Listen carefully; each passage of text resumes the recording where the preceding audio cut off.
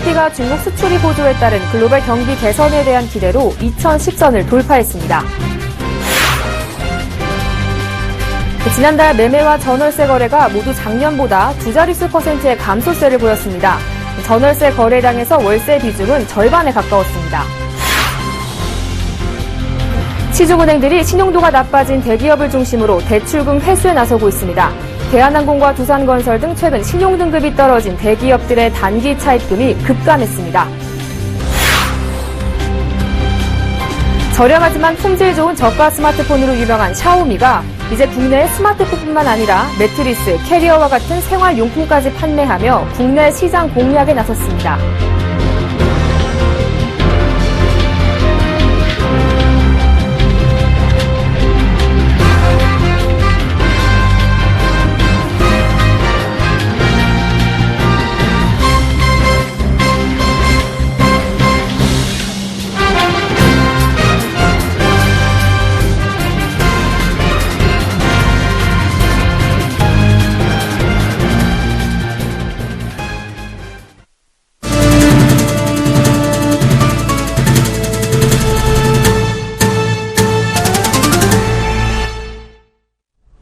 여러분 안녕하십니까? 14일 목요일 생경제현장 오늘의 주요 뉴스입니다.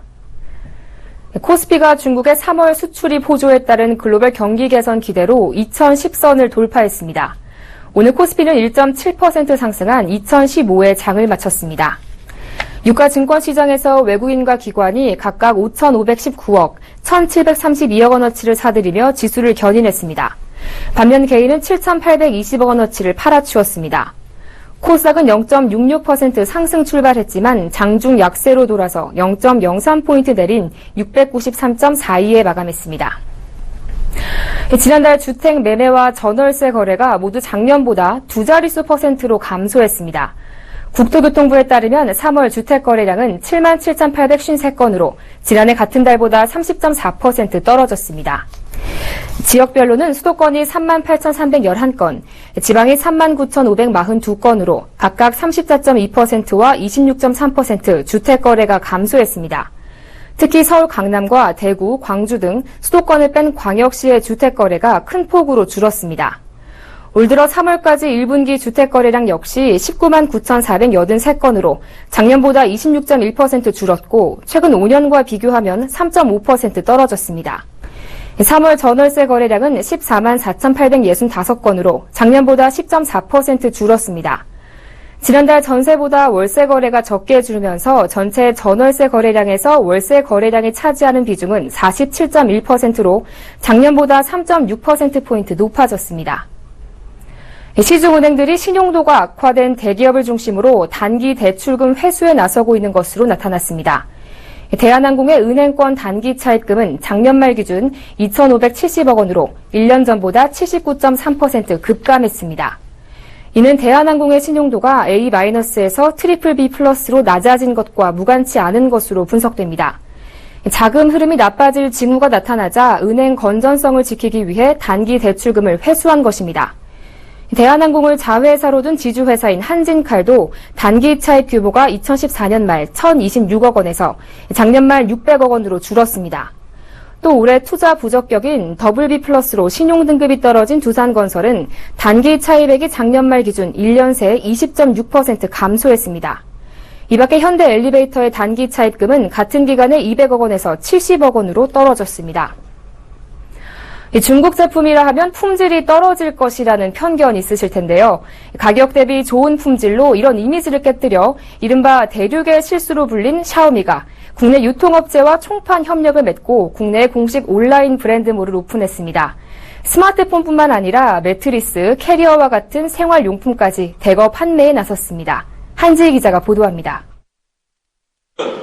중국 IT 업체 샤오미가 국내 최초로 라텍스 매트리스와 침구를 국내에서 판매합니다.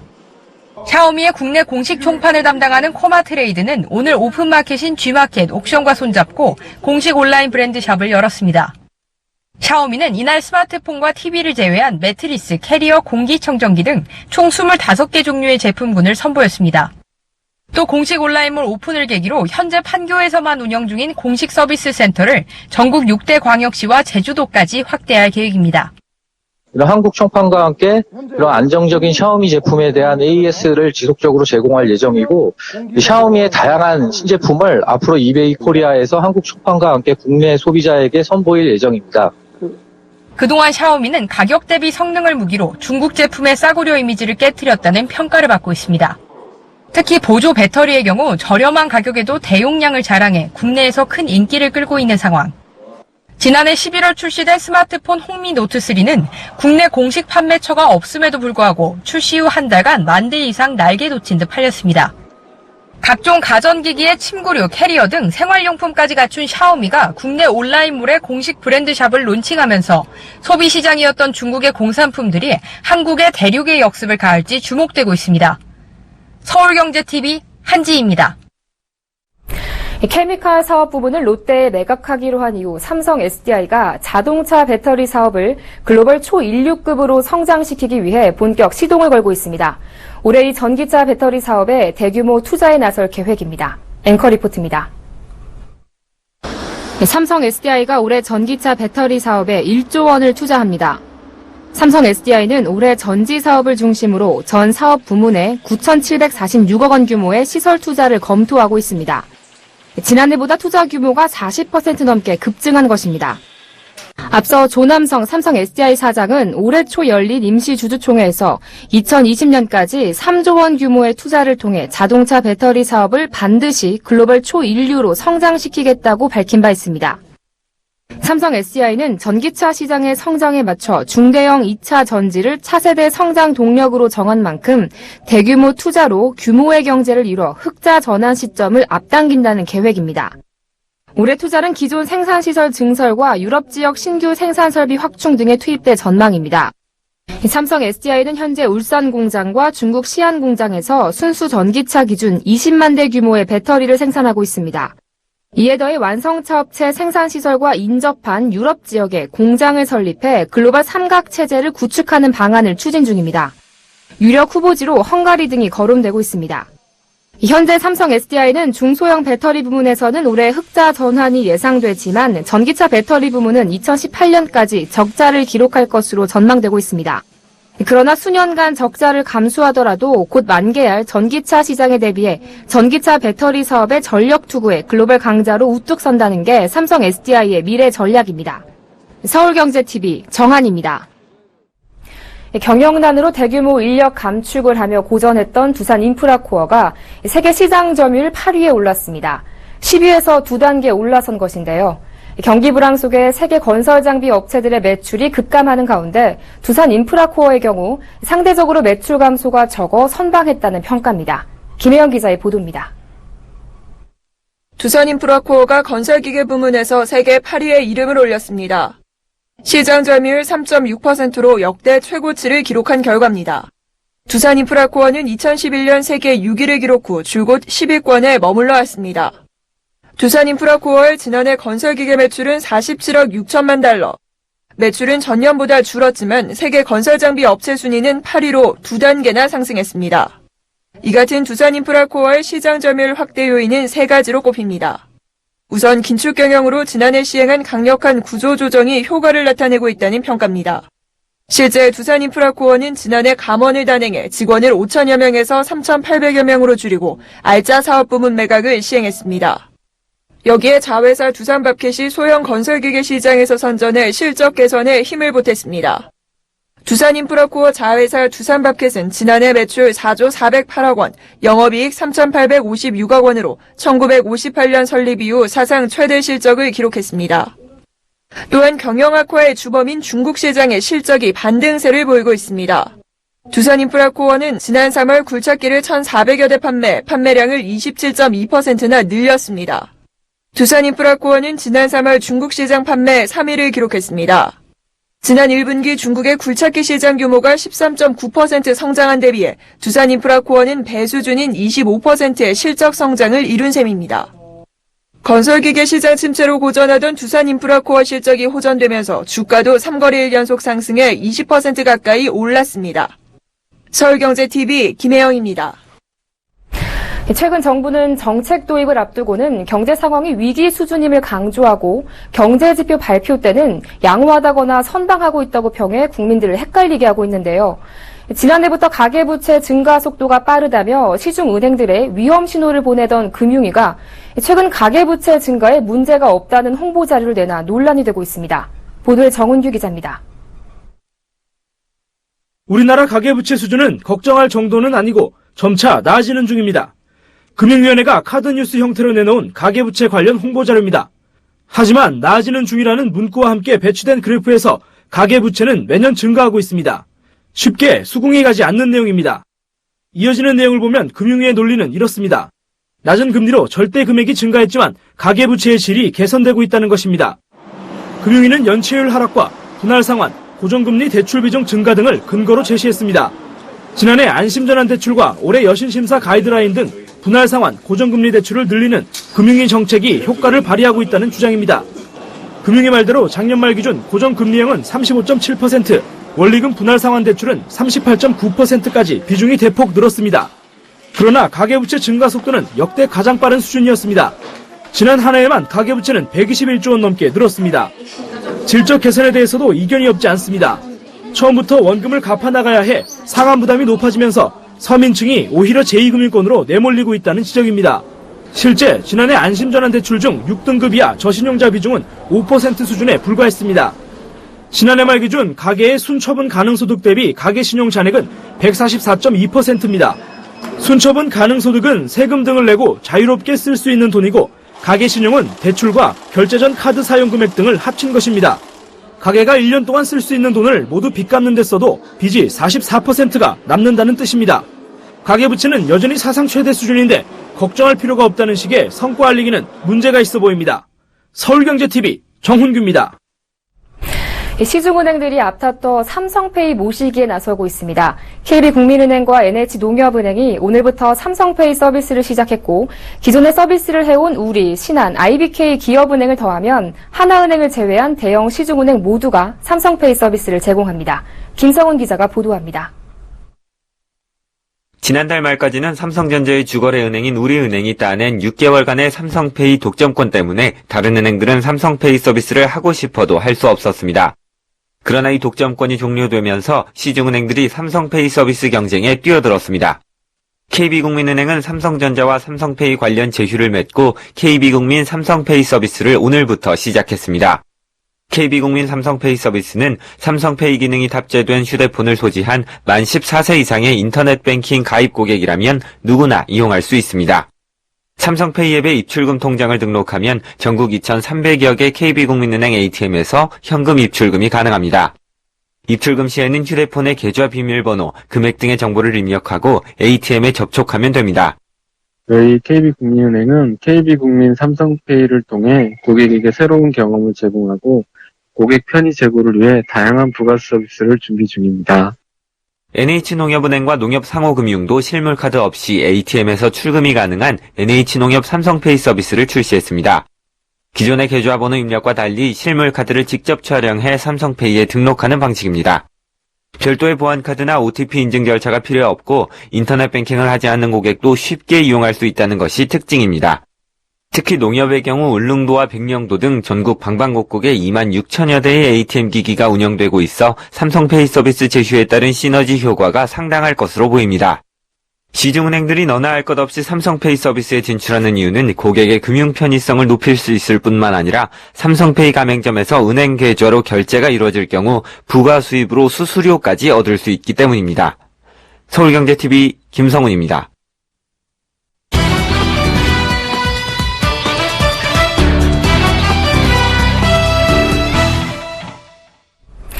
최근 국내 IT 기업들이 멤버십, 할인카드 등을 스마트폰에 등록해 쓰는 전자지갑 서비스를 잇따라 내놓고 있습니다.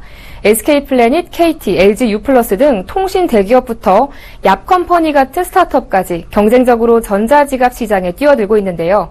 각 서비스마다 어떤 차이점이 있는지 보도국 박미라 기자와 함께 알아보겠습니다. 안녕하세요. 네, 안녕하세요. 네, 요즘 주변에서 전자지갑 쓰는 분들 많이 볼 수 있는데요. 네. 우선 이 전자지갑 뭔가요? 네, 전자지갑은 핸드폰 앱을 이용해 여러 신용카드나 쿠폰을 담아놨다가 결제하거나 이용하는 걸 말합니다. 스마트폰에서 전자지갑 앱을 내려받아 설치한 뒤에 자신이 쓰는 신용카드 멤버십 카드 정보를 입력하면 되는데요. 오프라인 매장에 가서 휴대폰 앱을 클릭해서 멤버십 카드나 할인 쿠폰을 띄운 다음 바코드로 결제하면 됩니다. 예전엔 통신사 할인카드나 멤버십 카드를 갖고 다니면서 지갑이 두툼해지기도 했는데 요즘엔 스마트폰에 앱 하나만 깔아두면 다 이용할 수 있어서 실물 카드를 지갑 안에 넣고 다닐 필요가 없어진 겁니다. 네, 그렇다면 이 주요 전자지갑 서비스를 하는 앱은 어떤 것들이 있죠? 네, 총 4개의 서비스가 운용되고 있는데요. 통신 3사가 운용하는 앱과 한 벤처기업이 내놓은 앱이 있습니다. 각 서비스들을 살펴보면 SK플래닛에서 운영하는 실업 월렛은 스마트 월렛이라는 이름으로 출시된 국내 첫 전자지갑 서비스인데요.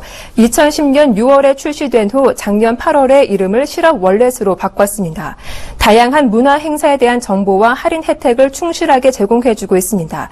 또 주요 차량 정비용 맞춤 서비스, 예매 결제 서비스도 앱에서 바로 이용할 수 있습니다. 실업 월렛의 경우 자체 결제 기능은 없지만 SK플래닛의 실업페이를 통해 간편 결제를 이용할 수 있습니다. KT의 클립은 2015년 8월에 출시됐는데요. 클립은 국내에 나온 3천여 개의 신용카드, 체크카드 할인 정보를 알려줍니다. 예를 들어 A사, B사의 신용카드를 모두 가진 사용자가 미리 신용카드 정보를 클립에 등록해두면 쇼핑을 할 때 클립이 알아서 할인율이 높은 카드를 추천해주기도 합니다. LG U+의 스마트 월렛은 친구나 지인에게 모바일 쿠폰을 선물로 주고받을 때 편리하게 이용할 수 있습니다. 특히 간편 결제 서비스인 페이나우와 연결해 공인 인증서 없이 간단하게 카드 결제가 가능하고 교통카드와도 연동되는 시스템입니다.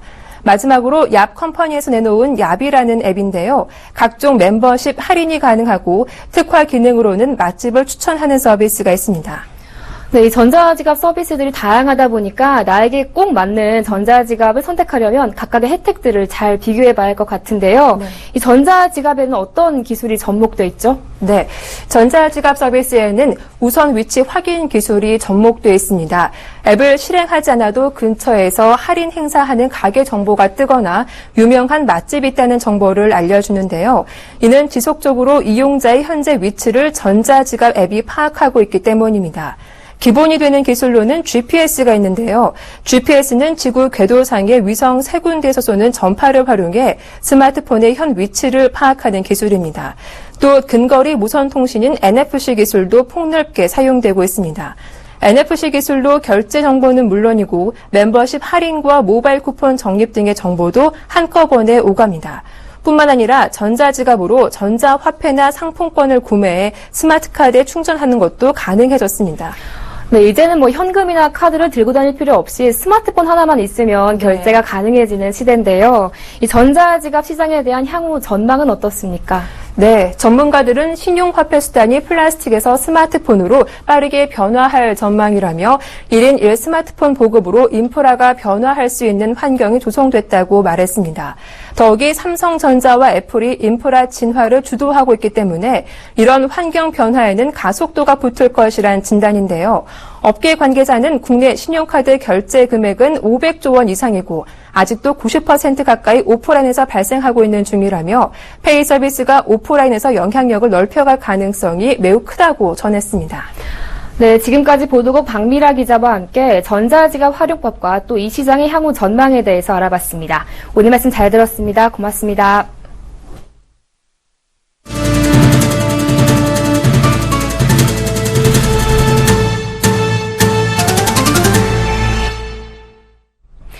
삼성전자가 세계에서 가장 혁신적인 마케팅 활동을 벌인 기업에게 수여되는 올해의 크리에이티브 마케터로 선정됐습니다. 올해의 크리에이티브 마케터는 세계 최고 권위의 칸 국제광고제를 주최하는 칸 라이언즈 조직위원회가 발표합니다.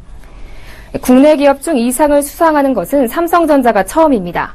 지난해에는 하이네켄이 선정됐고 맥도날드, 코카콜라, 유니레버, 나이키 등도 수상자 명단에 이름을 올린 적이 있습니다. 테리 세비지 칸 라이언즈 조직위원장은 삼성전자는 디지털 기술이 개개인의 가능성을 확장하고 잠재력을 극대화하는 데 도움을 줄 수 있음을 보여줬다고 선정 배경을 밝혔습니다. 삼성전자는 최근 4년간 칸 라이언즈 페스티벌에서 50개의 본상을 수상했으며 지난해에만 27개의 상을 받았습니다.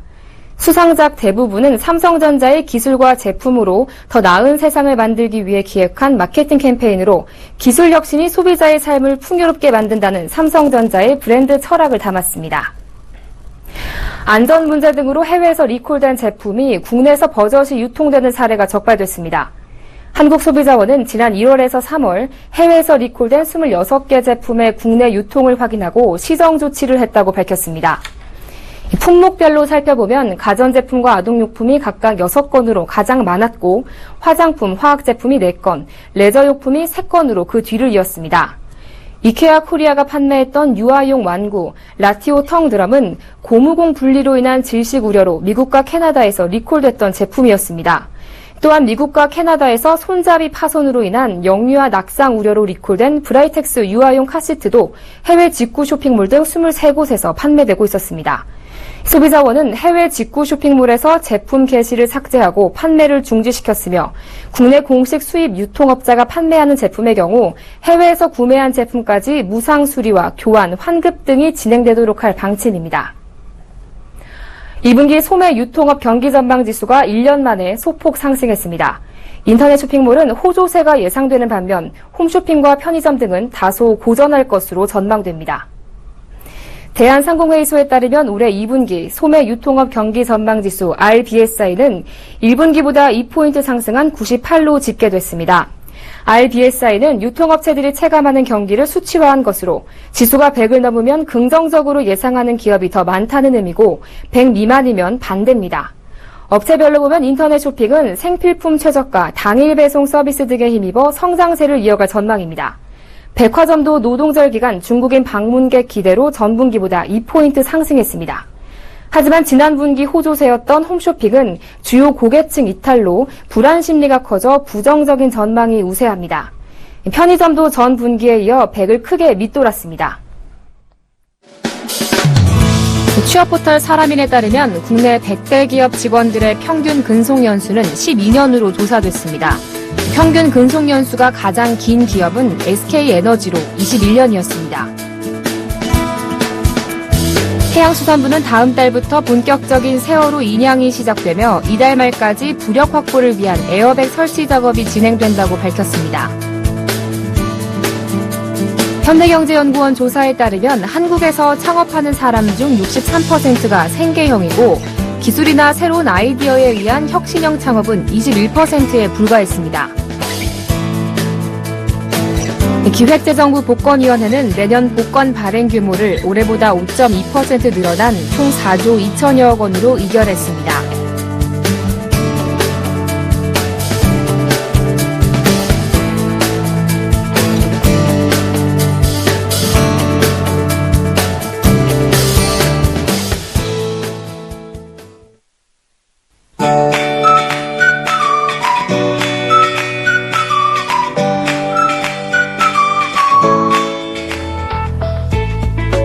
안녕하세요. K웨더 라이프스타일 예보 첫씨입니다. 오늘 맑은 하늘에 미세먼지 농도도 평상시 수준으로 가볍게 산책 즐기기 좋은 날씨였는데요. 앞으로도 대체로 맑은 하늘이 이어지겠지만 황사에 유의하셔야겠습니다.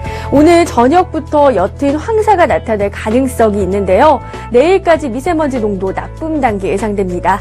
황사로 인해 시야는 답답하겠지만 하늘 상황은 좋겠습니다. 전국에 대체로 맑은 하늘이 드러나겠습니다. 여기에 아침 기온도 서울 9도 등으로 큰 추위 없겠고요. 낮 기온은 23도까지 오르겠습니다. 다만 큰 일교차에 건강관리에 유의할 필요가 있겠습니다. 내일 우리나라는 동해상에 위치한 고기압의 영향을 받겠습니다. 그럼 자세한 지역별 내일 날씨는 나절 예보를 통해서 살펴보겠습니다. 중부지방 구름만 조금 지나겠습니다. 다만 황사의 영향으로 미세먼지 농도 나쁨 수준 보이겠고요. 일교차가 클 것으로 예상됩니다. 전국의 미세먼지 농도 나쁨 수준을 보이겠고 동해안 지방은 낮 기온 강릉 15도 예상됩니다. 남부지방도 비 소식 없겠고 한낮에 대부분 지방이 20도를 웃도는 분포를 나타내겠습니다. 물결은 동해상에서 최고 2.5m로 다소 높게 일겠습니다. 이번 예보 기간 내내 서울의 낮 기온이 20도 가까이 오르겠습니다. 따뜻한 날씨가 이어지겠지만 주말에 전국에 비가 내릴 전망입니다. 날씨였습니다.